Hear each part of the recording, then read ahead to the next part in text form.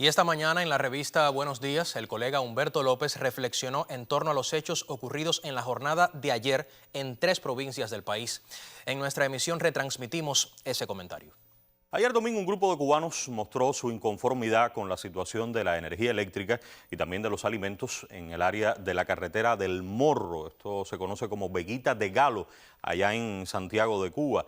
Las autoridades de la provincia fueron hacia el lugar, pudiéramos ver, sin más protocolo, conversaron con las personas y de acuerdo a lo que vecinos del lugar comentan, a lo que podemos ver ahí, como pueden observar, escucharon, recibieron información. Es la primera secretaria del partido en la provincia, información de los 2 temas que motivaron que las personas expresaran su inconformidad: la energía eléctrica y los alimentos. En el poblado del Cobre, después, a pocos kilómetros de la ciudad de Santiago de Cuba, un grupo de personas también expresaron su inconformidad. Aquí estamos viendo. De igual manera, se presentaron las autoridades, fueron escuchadas y así sucedió un poco más tarde, ya en la noche. En el poblado de Santa Marta, estamos hablando de Varadero, municipio Cárdenas, y también en la barriada de Los Mangos, en la ciudad de Matanzas. Igualmente, en estos lugares hubo personas que estuvieron en las calles. Repito y resumo: carretera El Morro y El Cobre, ambas en Santiago de Cuba, Bayamo en Granma y Santa Marta y Los Mangos en Matanzas. En todos los casos, con respuestas de las autoridades de cada lugar.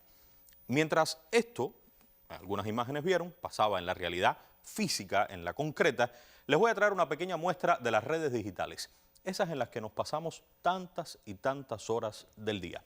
Veamos: Alquizar está en la calle, avancemos. Guanajay en la calle, avanzamos.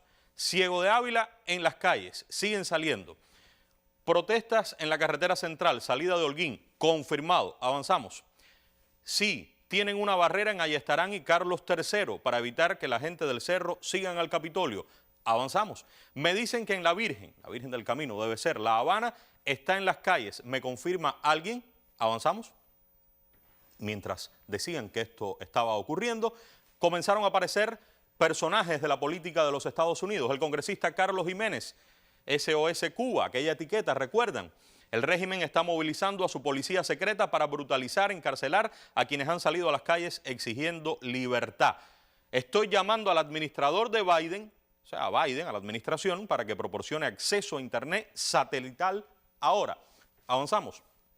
Mario Díaz Balar, el resiliente pueblo de Santiago de Cuba exige con valentía derechos esenciales.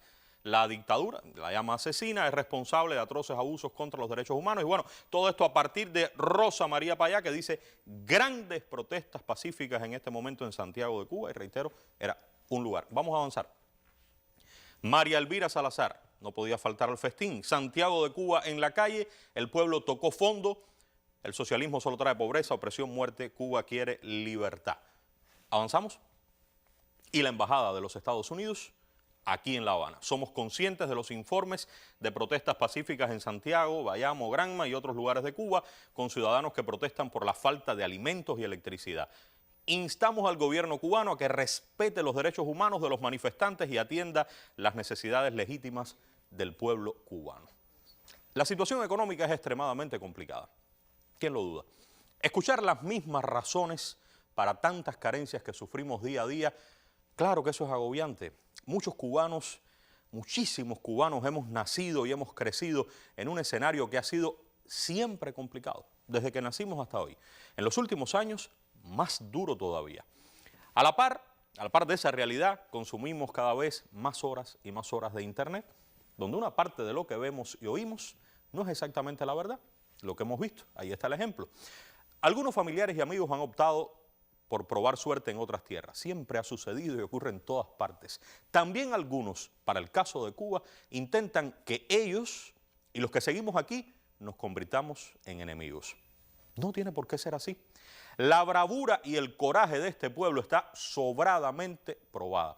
Es que eso está en la sangre de nosotros. Y nuestra sangre es una sangre caliente. La fórmula del gobierno de Estados Unidos es sencilla de explicar. Es tan sencilla que ellos mismos se encargaron y lo hicieron hace muchos años. Lo hicieron hace muchos años de una manera tan clara que todavía hoy, más de 60 años después, no hay mejor forma de decirlo. Por eso hay que recordarlo una y otra vez. La mayoría de los cubanos apoyan a Castro. El único modo previsible de restarle apoyo interno es mediante el desencanto y la insatisfacción que surjan del malestar económico. Ahí está. Y las dificultades materiales está también. Hay que emplear rápidamente todos los medios posibles para debilitar la vida económica de Cuba. Una línea de acción que, siendo lo más habilidosa y discreta posible, logre los mayores avances en la privación a Cuba. ¿De qué?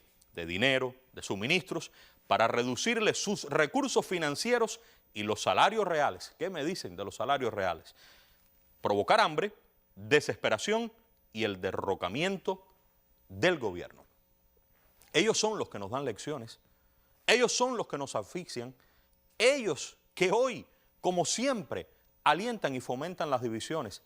Divisiones no solo aquí, las fomentan en cualquier parte del mundo donde un conflicto implique beneficios o donde algún pueblo ose, como nosotros, pensar por sí mismo.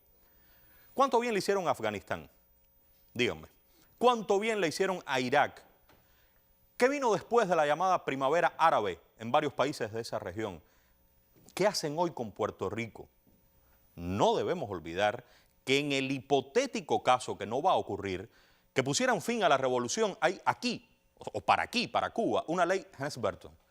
Cuba, en ese hipotético caso, llevaría un coordinador, un americano que va a dirigir todo, un norteamericano, y ese coordinador, como primera tarea, tiene que se devuelva a los ladrones y asesinos batistianos todo aquello que habían robado a este pueblo.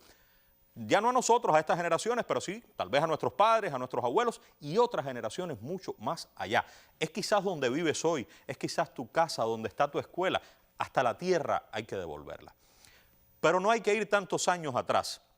Esas reglas que nos aplicarían son las mismas que permiten que hoy un candidato a la presidencia como Trump afirme que si no gana, bueno, pues sencillo, baño de sangre es lo que va a haber en ese país.